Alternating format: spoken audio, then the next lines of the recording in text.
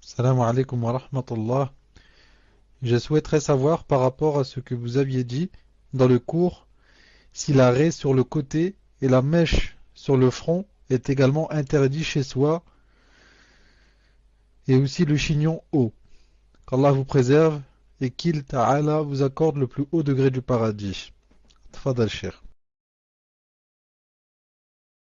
Naam, pour le chignon, d'après Cheikh Ben Uthaymin, rahimahullah, la femme ne doit pas le mettre au-dessus de sa tête, même si elle est seule à la maison. Elle ne va pas dire je suis seule à la maison, il n'y a personne qui me voit, donc c'est permis. On dit c'est une chose entre toi et Allah Ta'ala. C'est comme si la femme qui est tout seule dans la maison, elle va dire je vais porter un pantalon, je vais porter un jean serré, je suis toute seule. On lui dit mais le jean serré ne le porte que l'homme, le pantalon. Et Allah Ta'ala est en train de te voir. Alors on va aussi peut-être inverser les choses. On va dire un homme qui est tout seul dans la maison, il va mettre une jupe. Comprenez? Il va dire, je suis tout seul, je vais mettre une jupe. On lui dit, non, c'est interdit, tu te fais ressembler aux femmes. Et toi, la femme, tu te fais ressembler à l'homme. Al-Muhim.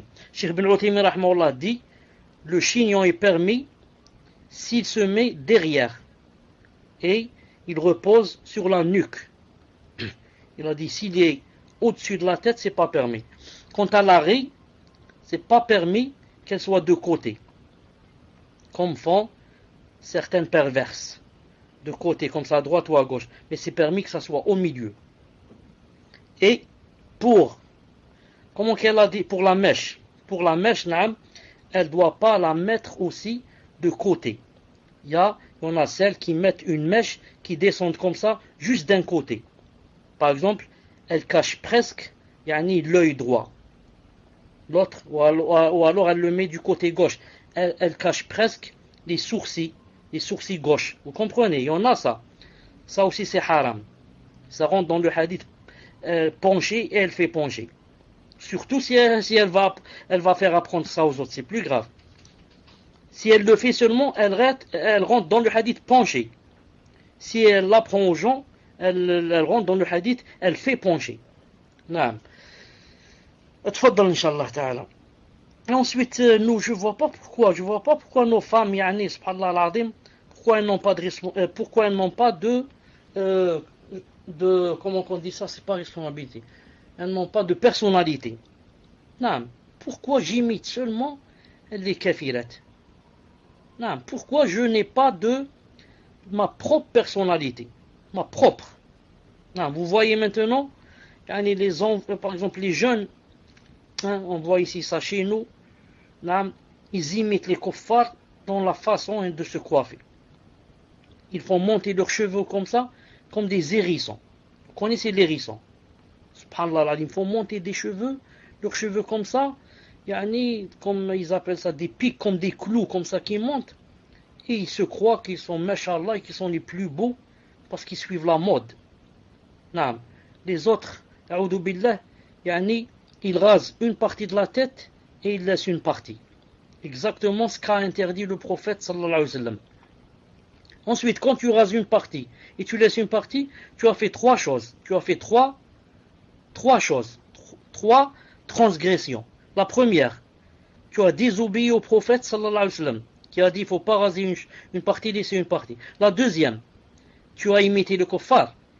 Tu n'as pas fait ça parce que le prophète l'a fait ou bien les compagnons l'ont fait. Tu as fait ça parce que tu as vu les kuffars faire cela. Et le hadith dit, quiconque se fait ressembler à un peuple, il est des leurs. Et la troisième chose que tu as faite, quoi? La troisième péché que tu as fait, disons transgression que tu as faite, c'est quoi? Subhanallah al-azim, tu as été injuste avec ta tête. Tu as enlevé une partie et tu as laissé l'autre. Même avec ta tête, tu as été injuste. Tu as fait du dhulm, tu as fait de l'injustice à ta tête. C'est pourquoi il est interdit en islam, interdit, disons, décommandé, de mettre par exemple une seule paire de chaussures. On marche avec, j'ai dit une paire, une seule sandale par exemple au lieu de deux. C'est interdit, vous savez ça. Il a dit c'est Shaitan qui marche comme ça, et en même temps, tu as été injuste avec tes pieds. Tu as fait de l'injustice à tes pieds. Un pied, tu l'as couvert et l'autre tu l'as laissé comme ça nu. Tu as été injuste. C'est pour ça qu'en islam, par exemple, c'est interdit de rester entre le soleil et l'ombre. Tu restes, il y a le soleil qui touche par exemple tes jambes et tout le corps, l'autre corps qui est sans soleil. Ou bien le soleil qui touche ton dos et qui ne touche pas ta poitrine, et comme ça. C'est interdit. Pourquoi? Il a dit c'est majlis shaitan. C'est l'assise du shaitan. Et en même temps, tu as été injuste avec ton corps. Une partie, tu lui as donné du soleil, l'autre, tu ne lui as pas donné. Subhanallah al-Azim. Regardez comment qu'est la justice en islam et l'équité. Comment Allah Ta'ala veut qu'on soit les plus justes, même avec nous, avec notre corps. Donc voilà, Inch'Allah, j'ai dit maintenant que les jeunes, subhanallah al-Azim, fais tout ce que tu veux pour les convaincre, tu n'arriveras pas. Que pour leur dire qu'ils sont dans la faute et que il faut avoir une personnalité. Il faut que tu sois toi-même.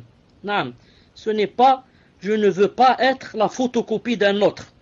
Je ne veux pas être la photocopie de, je ne sais pas qui, Michael Jackson ou bien Messi ou je ne sais pas qui. Je ne veux pas être sa photocopie. Je veux être moi.